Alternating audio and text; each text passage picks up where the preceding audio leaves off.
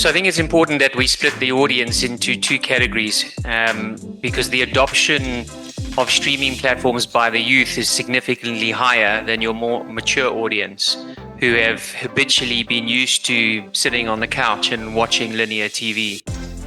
I think I shared yesterday some of the Nielsen reports how streaming in mature markets has now overtaken traditional television.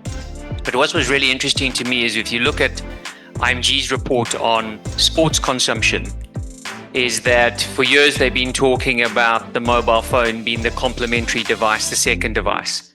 It's now the primary device, particularly amongst the youths. And I spoke very briefly in terms of content formats that 9:16 short format content has overtaken 16:9 consumption long format on streaming, which is not unexpected if you consider TikTok, Insta, LinkedIn are all talking about the increased use of video within their platforms. Obviously, some of them are video, but LinkedIn is just talking about exponential growth of video content, which was traditionally a platform where we would consume business content in pictures and written text.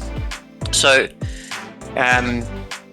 it is imperative, as I shared yesterday, that broadcasters don't look at OTT now as a complementary technology.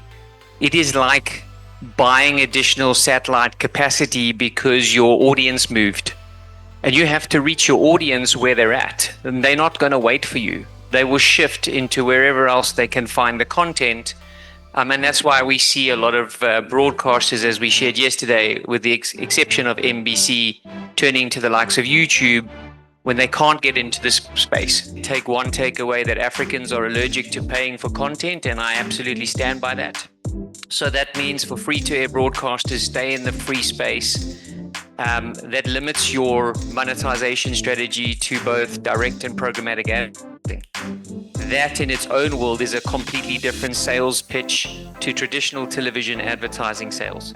So it's not just about understanding the technology and the system integrations that's required to deliver your work live and scheduled into the OTT space, but it's having a thorough understanding of the strategy and where the market is in terms of that AVOD monetization.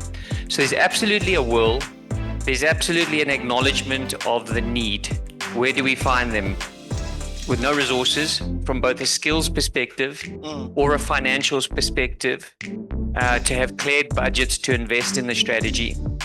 As I mentioned yesterday, there are many low-cost pay-as-you-grow OTT platforms that you can start up from $100. It's not a cost factor.